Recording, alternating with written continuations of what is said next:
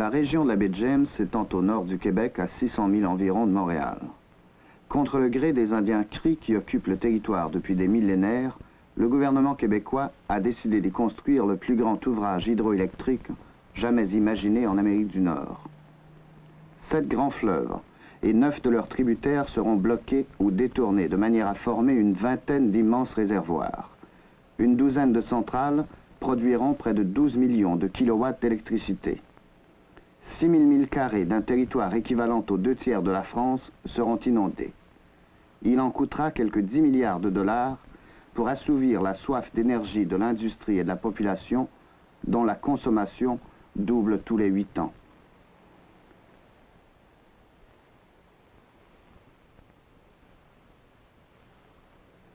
Les Cris et les Inuits du nord du Québec se seraient bien passés de cette profanation gigantesque que le blanc appelle le progrès. Ils n'ont jamais vécu autrement qu'en équilibre parfait avec la nature, dépendant principalement de la chasse et de la pêche pour leur subsistance. La mort de leur fleuve, c'est aussi la fin de la chasse et de leur culture. Job Bearskin, qui, comme le reste de son peuple, a chassé toute sa vie le long de la Grande, l'un des fleuves qui seront aménagés, ne l'ignore pas.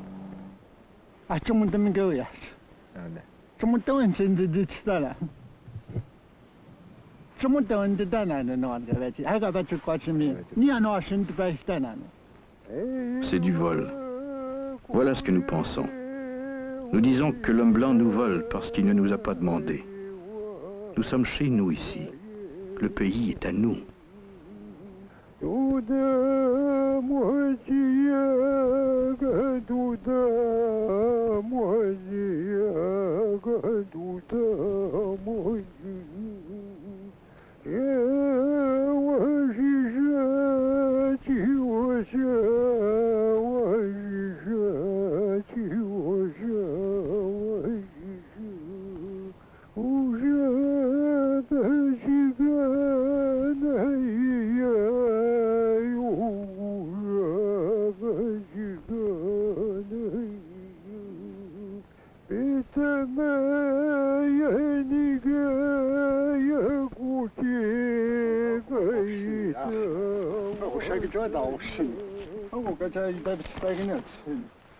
Asseyons-nous ici.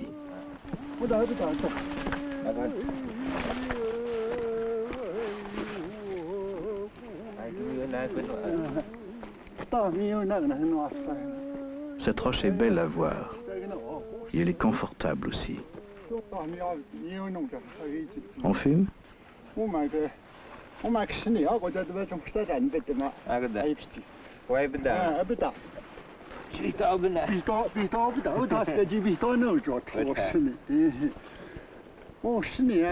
Je vais te dire une histoire au sujet de cette roche. C'est d'ici que le Wendigo surveillait les Indiens de l'autre côté de la rivière.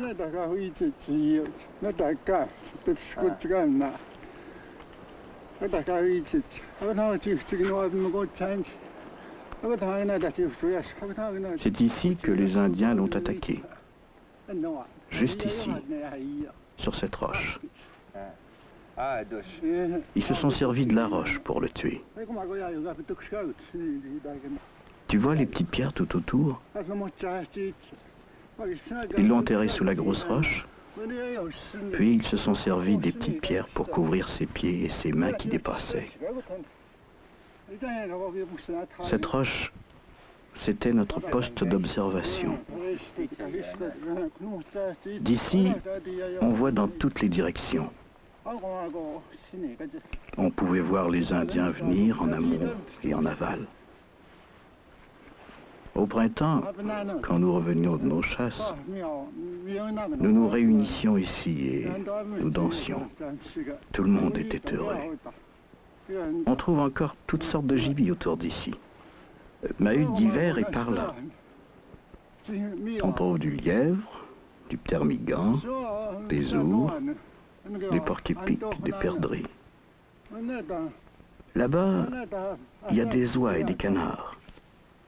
Beaucoup de poissons aussi. Tout ce gibier se renouvelle chaque année. Cette année, la récolte est particulièrement bonne. Toute la région est un jardin.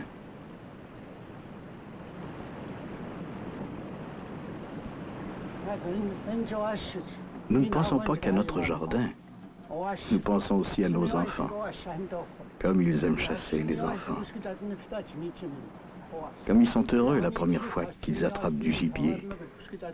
Ceux qui ne savent pas encore chasser, ils sont contents lorsqu'on leur enseigne. Nous pensons à tous ceux qui, demain, vont chasser. Juste ici, Amstegoshu, l'homme blanc, compte aménager une immense gravière. C'est notre grande rivière. Nous sommes les hommes de la grande rivière. Les Français l'appellent la Grande, les Anglais l'appellent Fort George. Nous l'appelons Chisibi.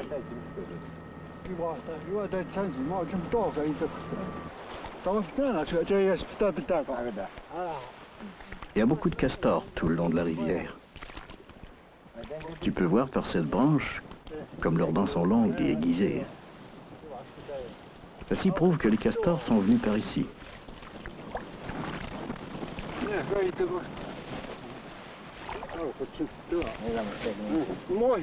On trouve leurs traces partout le long de la rivière. Qu'est-ce qu'ils feront quand l'eau sera haute? D'ordinaire, on les trouve plutôt de l'autre côté de la rivière. Tout sera inondé. Les castors seront noyés. Qu'arrivera-t-il de la rivière? De la terre.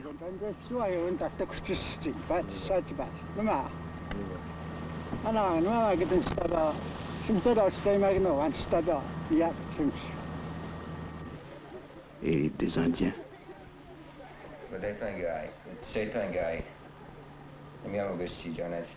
Ils ne vont pas seulement bouleverser le pays.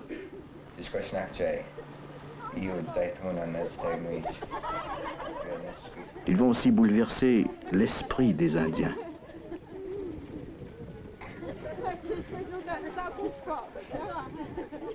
L'Indien est maltraité. Il s'inquiète parce qu'il ne sait pas ce qui se passe. Il comprend simplement que son mode de vie sera transformé.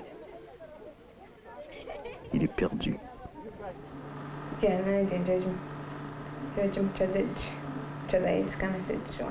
Toutes sortes de gens vont nous arriver, pas seulement des Blancs.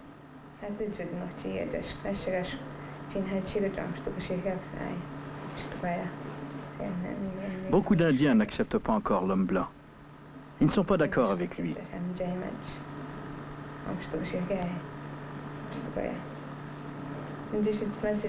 Il y aura de la haine.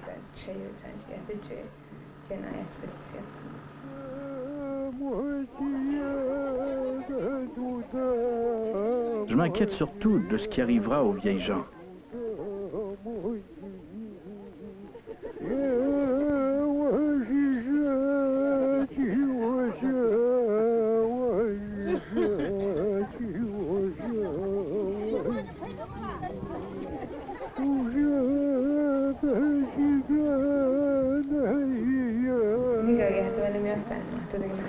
Ce qu'il compte faire de la rivière, ça ne me plaît pas.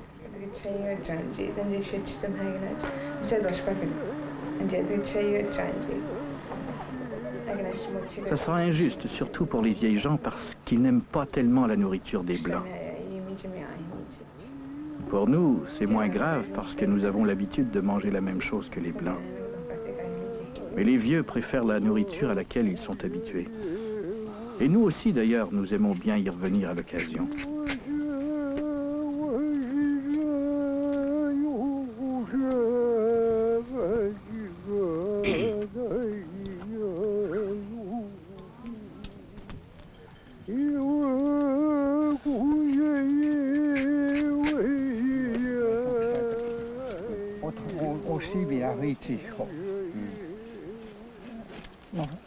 Je vais vous raconter une histoire au sujet de la rivière et de mon père.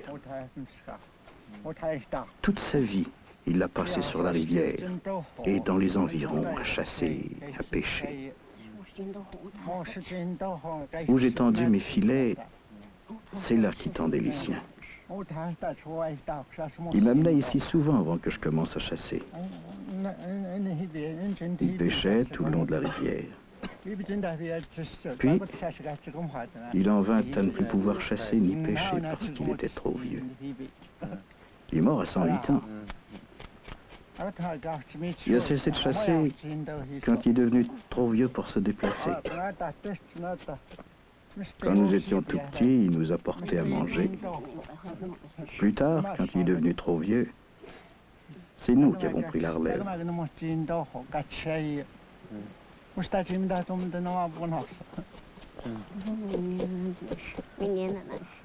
Beaucoup d'Indiens ont fait la chasse sur ce territoire. Ils faisaient la chasse toute l'année. Ils remontaient la rivière sur plus de 200 milles avant d'arriver à leur chasse. La rivière nous sert à beaucoup de choses. Nous la buvons d'abord. C'est sa première fonction. Les Indiens ont toujours dit que la rivière avait bon goût. Partout le long de la rivière, on peut trouver quelque part où élever sa tente. On peut pêcher et chasser aussi bien en hiver qu'en été. Et on peut toujours tendre des filets. Toute cette région sera inondée quand l'homme blanc aura bâti ses barrages.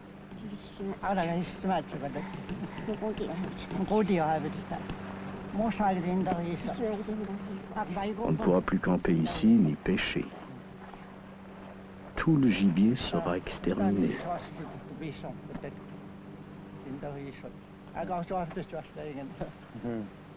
Je connais toute la rivière, sur 200 milles au moins. La rivière a toujours été bonne pour les Indiens. Elle l'était jadis et elle l'est encore aujourd'hui. Et maintenant, on me dit qu'ils vont détruire notre belle rivière.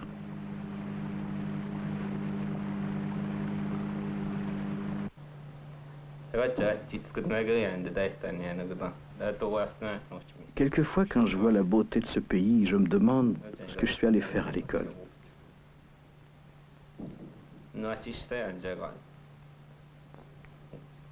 Je vais toujours à l'école et j'espère trouver moyen d'aider mon peuple.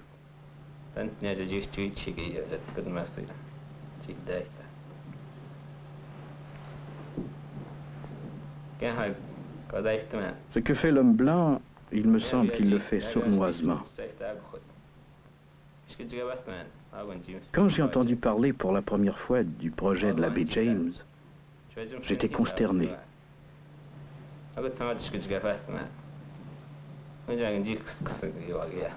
Ils ont déjà fait beaucoup de dommages. On a trouvé du poisson mort dans les rivières.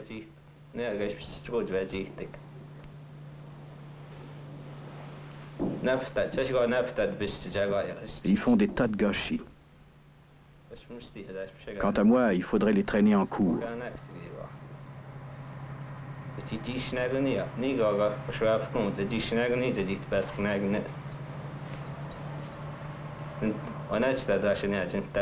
Ils ont déjà ruiné notre jardin et meurtri notre mère, la terre.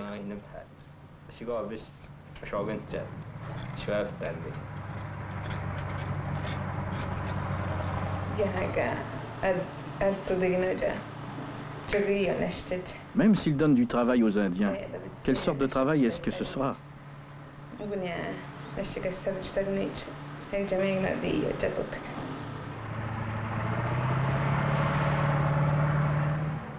Ils vont leur donner les pires besognes, pour sûr.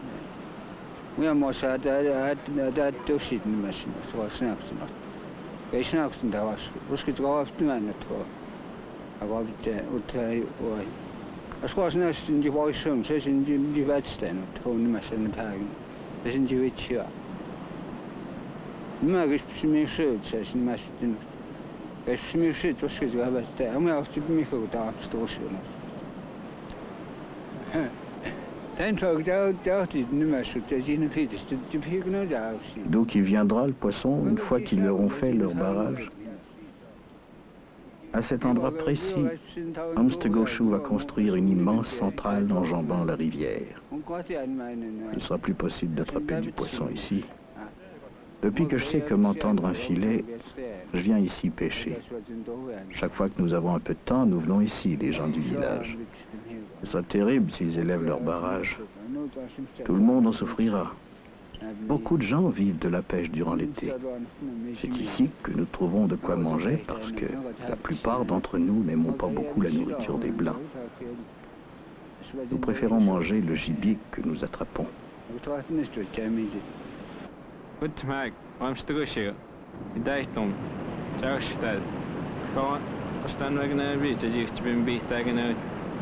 I don't think it's habitable by anything but Indians and beavers. And even the Indians don't live here anymore. J'en ai vu, mais dans la région d'Alger2, je crois pas que ça dérange beaucoup les Indiens. D'après le gibier qu'on peut y trouver, ça dérange pas beaucoup d'après moi. There seems to be, to me, to be no question but what the life of the Indians changing regardless of this project. And for the price of inconveniencing a relatively small number of people, there will be a considerable benefit to the country at large. The area they're going to flood is just about the most barren area in the world today. There's no animals, virtually no trees. It's all just was scraped clean by glaciers years ago, and really nothing's grown since.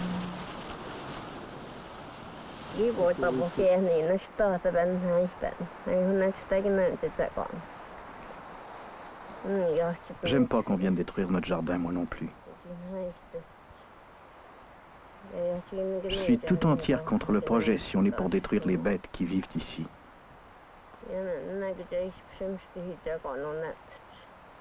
Je parle pas seulement pour moi, je parle aussi pour tous les autres. Je pense aux jeunes qui font juste commencer à chasser et à tous les autres qui ne sont pas encore nés. Je pense que beaucoup de femmes s'opposent au projet, comme moi. Pas seulement les hommes. Les parents, par exemple, qui élèvent des jeunes enfants qui, un jour, voudront faire la chasse. Il n'y aura plus de gibier ce jour-là. Les hommes ne sont pas les seuls qui savent le tort qui sera fait à la terre. Je le sais aussi parce que j'en ai fait de la chasse à mes jours.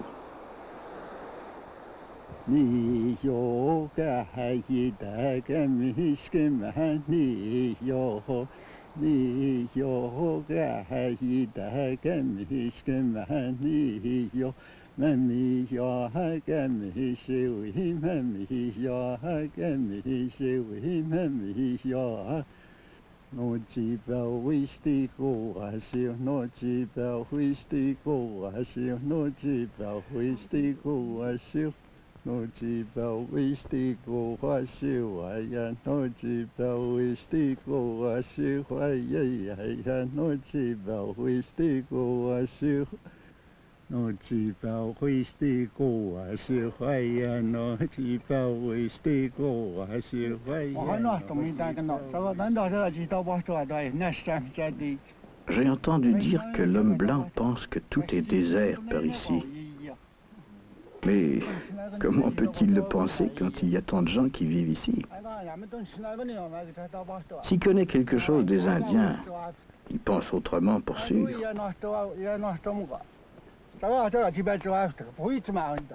Si l'homme blanc ne croit pas les Indiens, il devrait venir constater lui-même. Il est fait de la même manière que nous. Il ne crèverait pas de faim s'il vivait parmi les Indiens.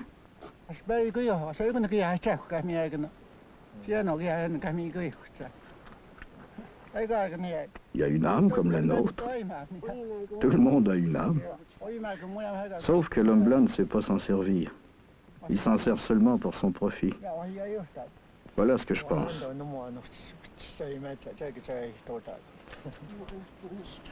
Je pense que personne parmi les Indiens ne se doutait que l'homme blanc voudrait leur faire du mal. Même moi, j'ai jamais pensé qu'il ferait une chose pareille. Je suppose que les Indiens avaient confiance en l'homme blanc. Ils pensaient qu'il serait un bon voisin. Comme nous, nous sommes en bon terme avec les gens qui nous entourent. Les Indiens pensaient que l'homme blanc ne serait pas différent, qu'il les respectait.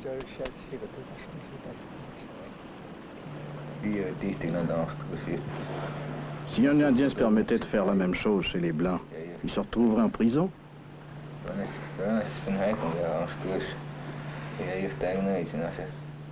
Des fois, l'homme blanc possède un petit jardin où il cultive des fleurs et des légumes. Et si vous avez le malheur de mettre un pied sur ses plates-bandes, il se fâche. Et il ne permet même pas à un autre homme blanc de passer sur son gazon. Même qu'il peut envoyer la police à ses trousses. Pensez un peu à ce que l'homme blanc vient faire par ici. Qu'est-ce qu'ils penseraient si on allait chez eux et qu'on leur enlevait le pain de la bouche? Qu'on leur enlevait leur emploi et leur laissait rien à manger? C'est pourtant bien ce qu'ils nous font.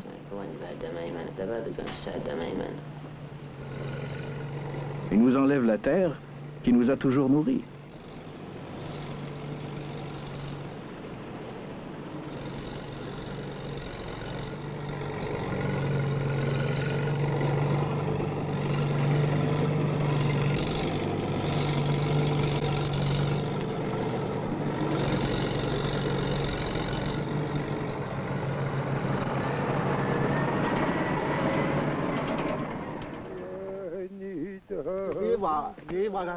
Ici, c'est le jardin des Indiens.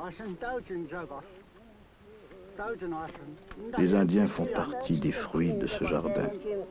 Et c'est eux qui sont chargés de la récolte. Il faut respecter les bêtes. La première fois que j'ai fait la chasse, mon père m'a enseigné à ne pas prendre plus de gibier que de besoin et à ne pas laisser les os traîner sur le sol. Parce que si on ne respecte pas les ossements des bêtes, elles se cachent et vous n'arrivez pas à les prendre la fois suivante. Quand l'eau est basse, tiens, on peut voir des pistes d'ours sur la berge. Il faut respecter les ours, comme toutes les autres bêtes. Partout chez les Indiens, vous verrez qu'ils respectent les ossements des bêtes. Moi, quand je trouve des crânes de castor, je les accroche aux branches des arbres.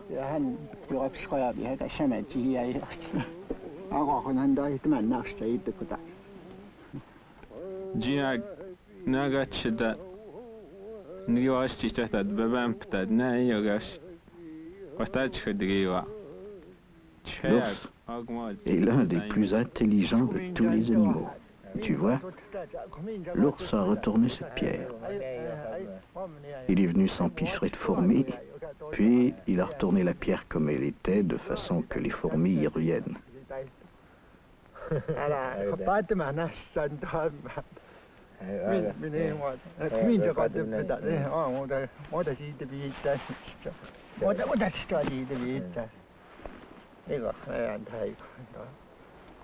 S'il y avait des baies par ici, l'ours les mangerait aussi.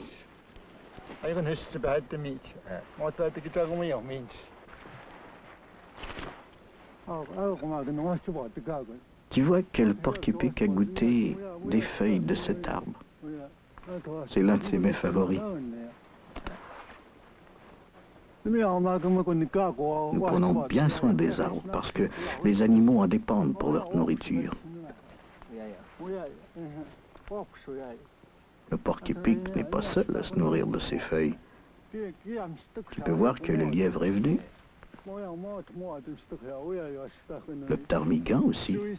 Et l'écureuil. Même le castor.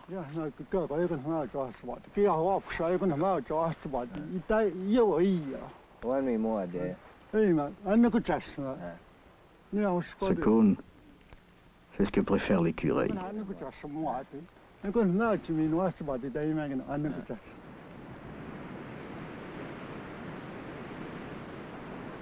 Quiconque a remonté la rivière n'a pu s'empêcher de l'admirer. Toi-même, tu peux voir comme elle est belle.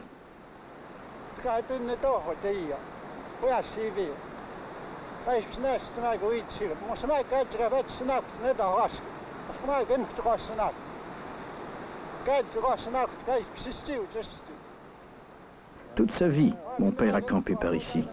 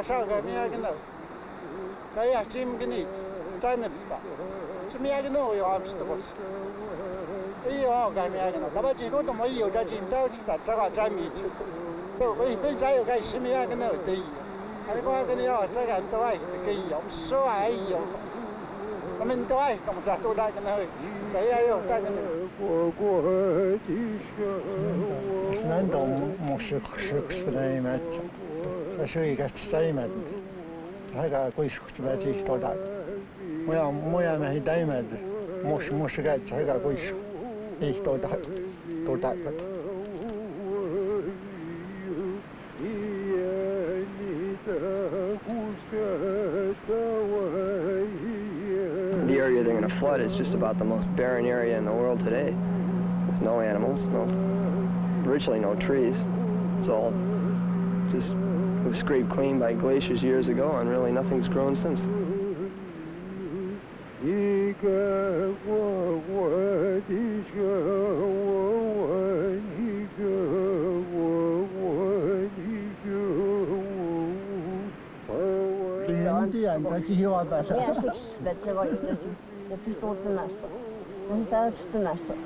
Nous aimons notre jardin. Nous aimons le gibier qui y vit et tout ce qui y croît.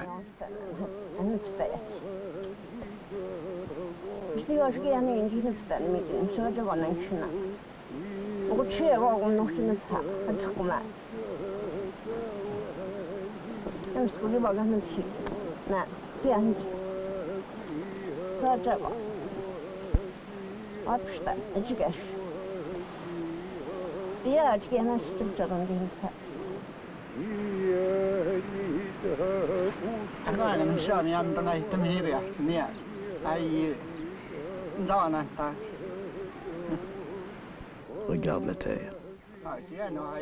Tout s'y renouvelle sans cesse. Les humains comme les animaux s'y multiplient. Nous, Indiens, nous prenons grand soin de la nature. On nous a donné le gibier, que nous puissions vivre et nous multiplier. Je pense que l'homme blanc l'ignore.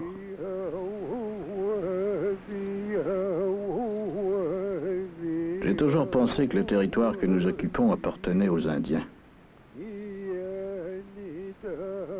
J'ai jamais pensé différemment, même si on m'enseignait à l'école que le territoire appartenait aux Blancs, que Christophe Colomb l'avait découvert et s'en était emparé au nom de quelques rois d'Europe. À l'époque, on ne s'est pas donné la peine de consulter les Indiens là-dessus. C'est toujours la même histoire.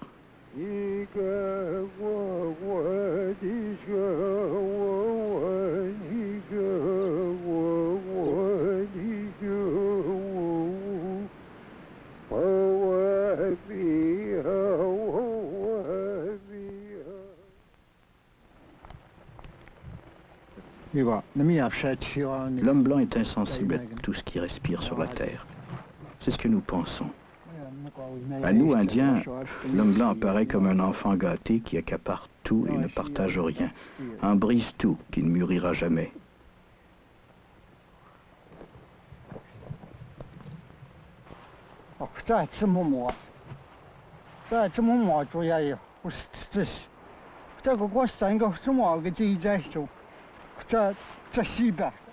Je vais faire une belle prise. Je vais m'offrir un lièvre. Il est rusé, mais je serai plus fin.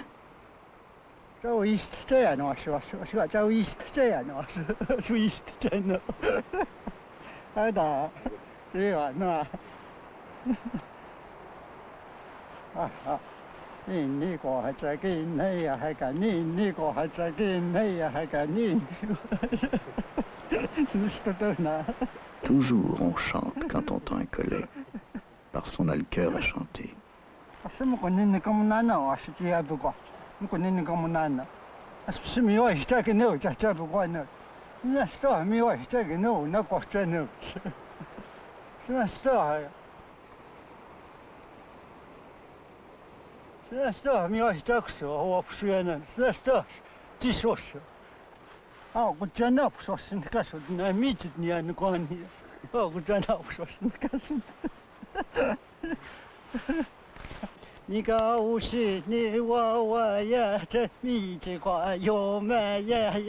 Il mangera ses plantes, puis il passera par ici. Et c'est à ce moment-là que je vais le prendre. Voilà. Demain, je reviendrai et je verrai si j'ai été plus fin que lui.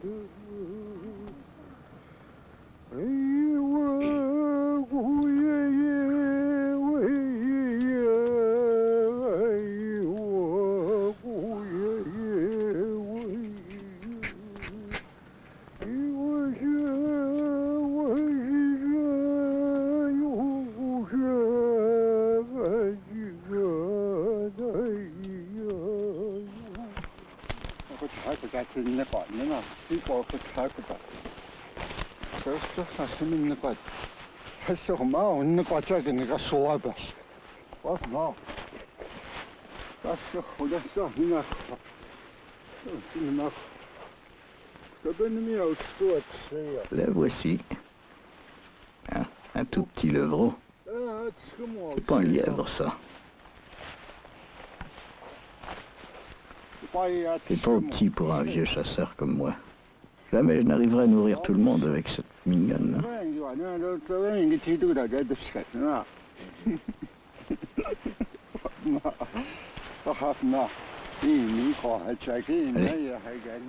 je vais vérifier mes autres collets.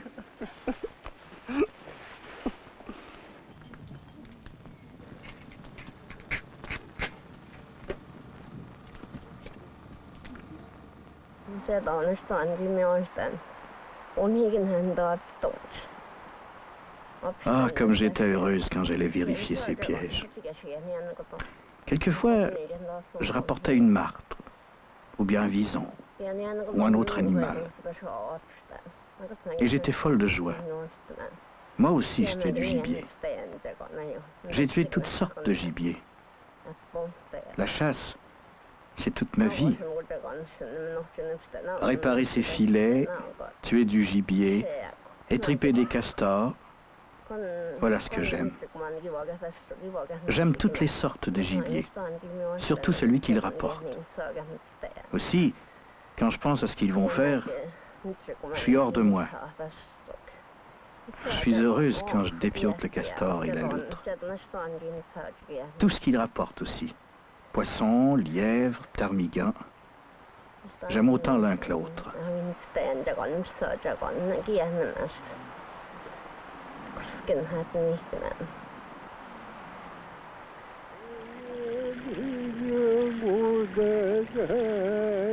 Cette terre est vraiment magnifique. Le Créateur, quand il l'a faite belle, que l'homme se plaise à la regarder. Il a fait la terre de manière que l'homme puisse y vivre et être heureux. C'est comme ça depuis toujours. Il n'en est pas autrement aujourd'hui. Et voilà qu'on veut détruire la terre. L'homme blanc n'a pas reçu les bêtes sauvages en partage. Elles ont été données aux Indiens qui, eux, n'ont pas de sol à cultiver. C'est ainsi que la nature a fait les choses, donnant aux Indiens la chasse, qu'ils puissent se nourrir des fruits de la chasse. C'est pourquoi les Indiens n'aiment pas qu'on vienne ravir leur terre.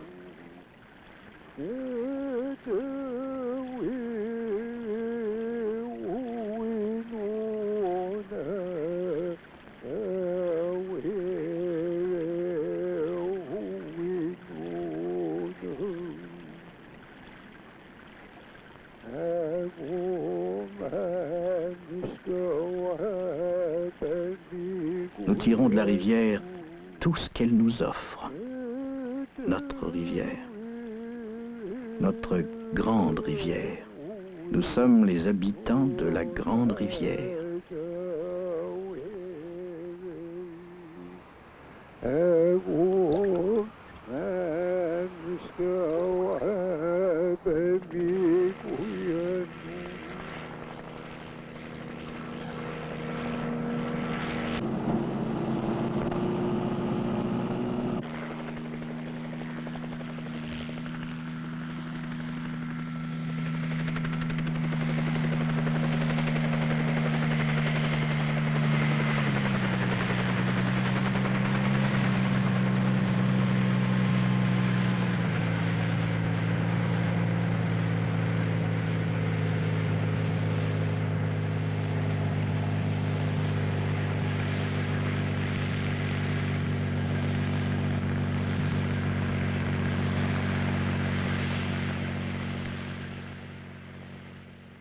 Il m'est arrivé de rencontrer des hommes blancs dans le bois.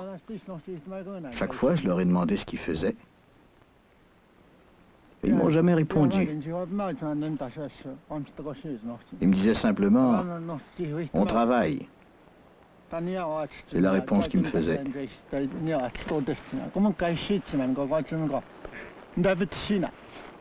Je suppose que c'est ce qu'ils voulaient dire, qu'ils travaillaient à détruire la rivière.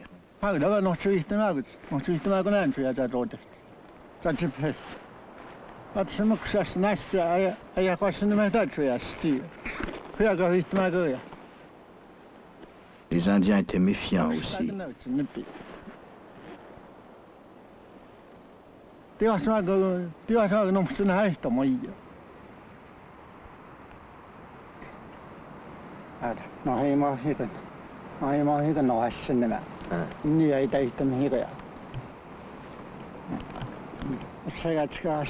Je vais te dire ce que je pense, moi, du travail qu'ils font. La terre n'a jamais été comme ça avant l'arrivée de l'homme blanc.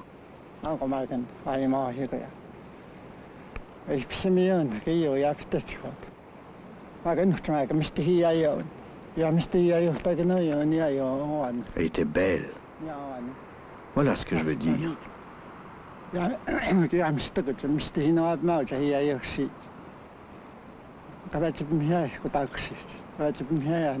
Les Indiens ne se lassaient pas de la regarder.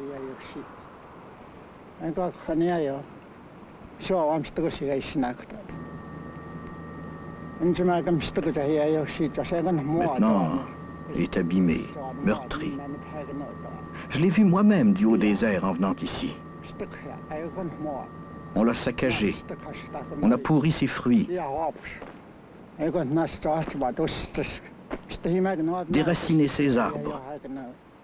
Et tout ça, c'est le travail de l'homme blanc. Ils détruisent les arbres dont se nourrissent les animaux.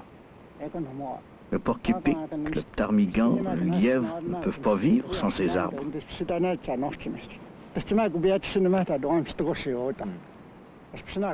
Ils ont déjà fait des dommages sur une distance de 60 000 à l'intérieur des terres.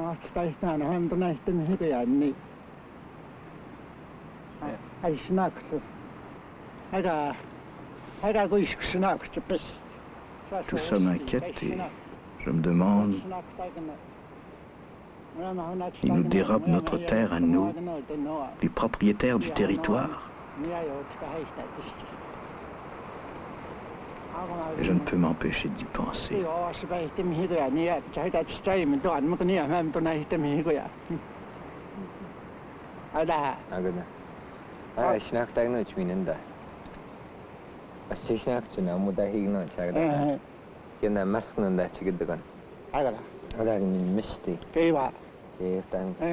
'Je sais qu'ils vont dévaster encore bien davantage.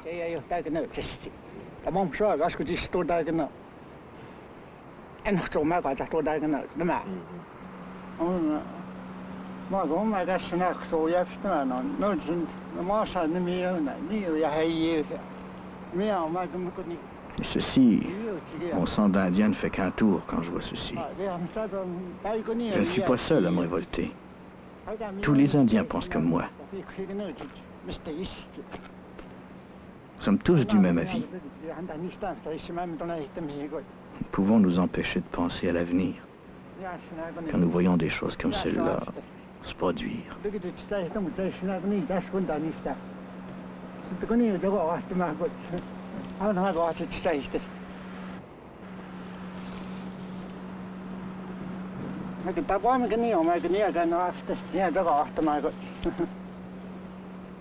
C'est comme si on brisait quelque chose. Ça n'a rien de bon.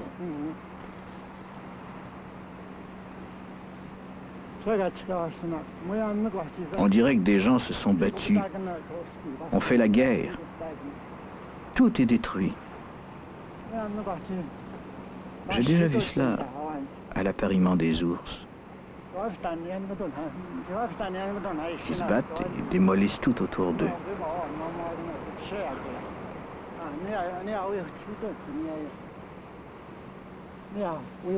Voilà de quoi ça a l'air ici. Voilà à quoi ça me fait penser, toute cette désolation.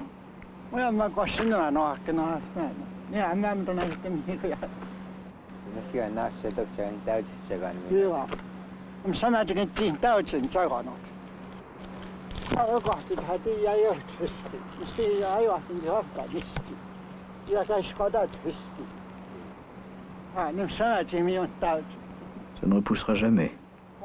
Ils ont tué les racines. Il n'y aura plus jamais d'arbres ici.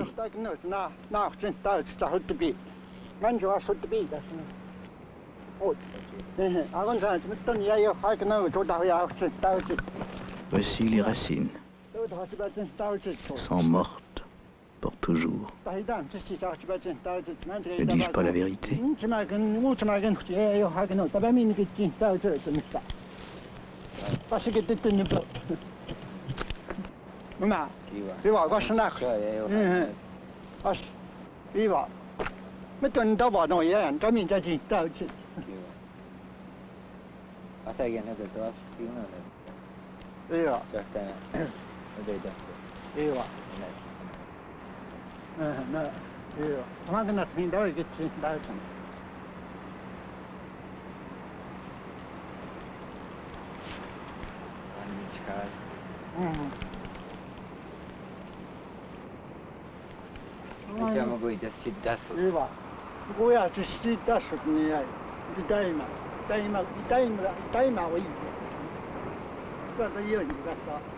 L'homme blanc ne pense jamais à nous. Il ne pense même pas à la terre et au tort qu'il lui fait. Tout ce qui lui importe, c'est l'argent. Beaucoup d'Indiens m'ont dit la même chose.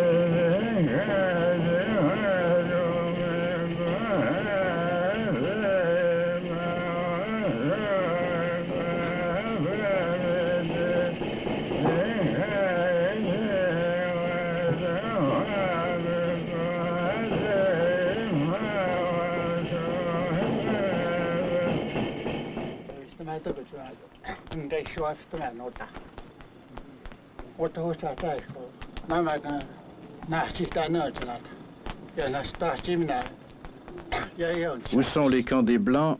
La terre a été dévastée. Ils ont retourné la terre et fauché les arbres.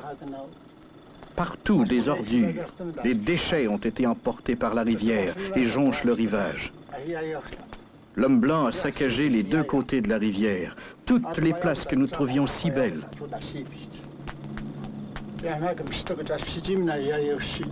Si vous les voyez maintenant, vous ne voudriez même plus les regarder tellement ils sont tristes. Vous verriez que tout est changé. Voilà ce que j'ai à vous dire. Cette dévastation occupe toutes mes pensées et je veux maintenant qu'elle occupe les vôtres.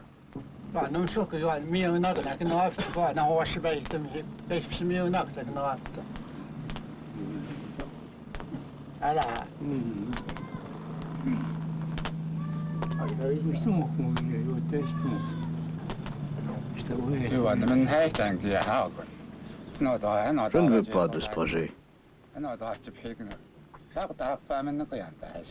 Je suis de ceux qui n'ont pas besoin de travail pour vivre. Je nourris ma famille avec ma chasse.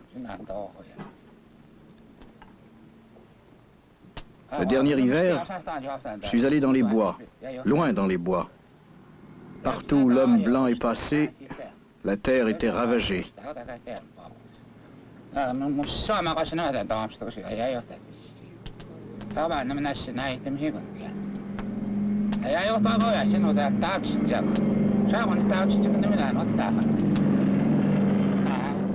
C'est notre jardin qu'ils détruisent.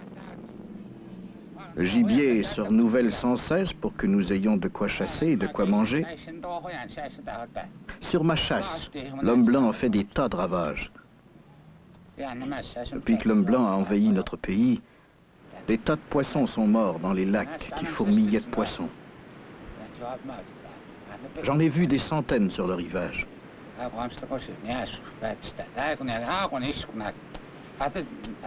Le castor aussi a fui les endroits fréquentés par l'homme blanc. J'ai vu ça de mes yeux vus.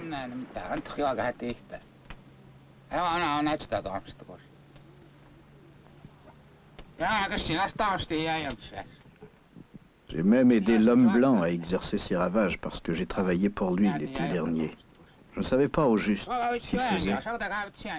Maintenant que je sais, jamais plus il ne me prendra à l'aider. Pourquoi l'aiderais-je à détruire ce dont vivent les Indiens?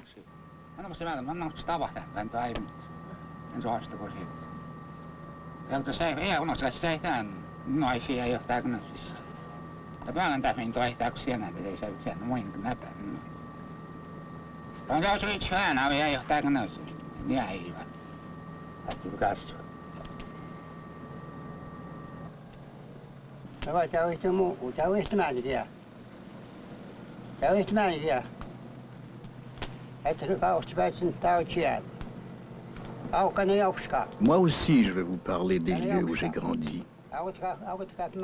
Je suis né à Kaniapsko. J'y suis né et j'y ai grandi.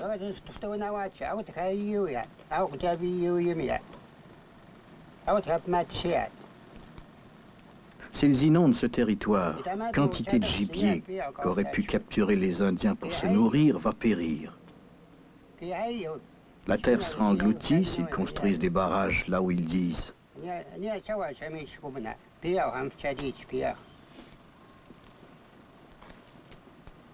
Les Blancs ne nous ont jamais parlé de ces choses-là.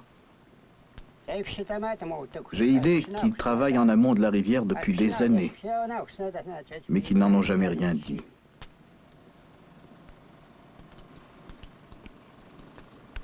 Le gibier n'aura nulle part où se réfugier pour échapper au déluge. Où ira le caribou? Pour sûr qu'il sera perdu.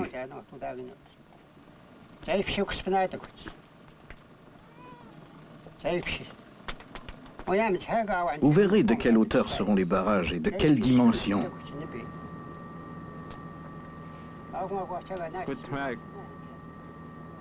Tout juste ici, l'homme blanc élèvera un barrage de 450 pieds de hauteur.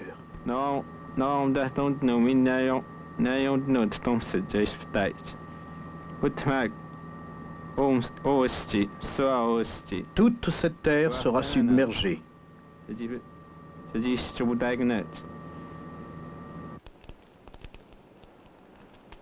Nous avons grandi ici. Et on devrait nous écouter quand nous disons que nous ne voulons pas abandonner notre pays et notre gibier.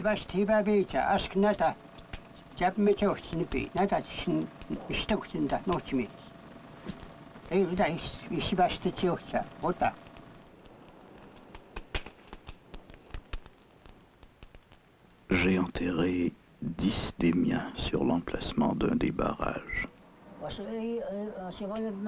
Qu'en fera-t-on? J'entends que l'homme blanc veut construire un barrage là où j'ai enterré un de mes fils. Quand j'ai mis les miens en terre, je n'ai jamais soupçonné qu'un jour, ils se retrouveraient sous l'eau, où la terre était la plus belle. J'ai creusé leur fosse.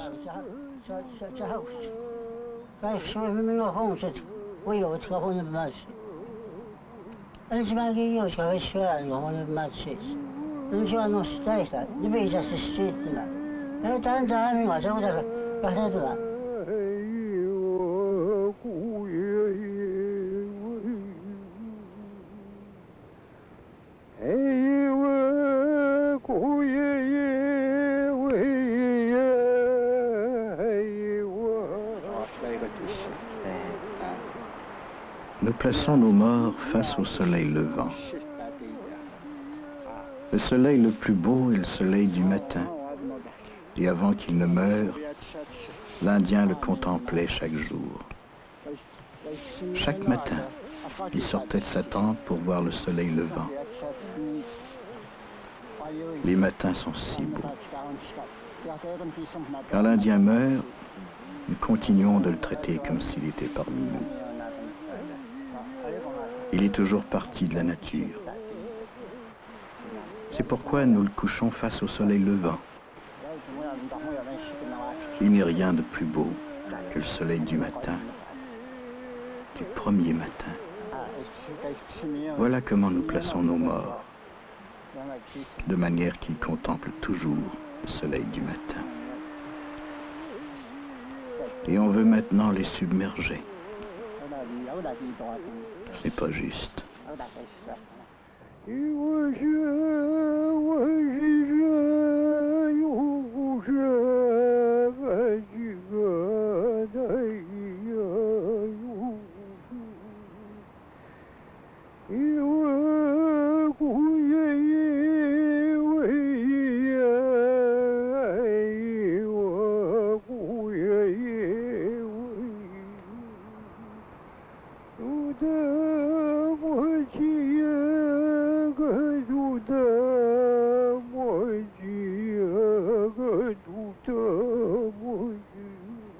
Tout ce que j'ai dit, c'est la vérité.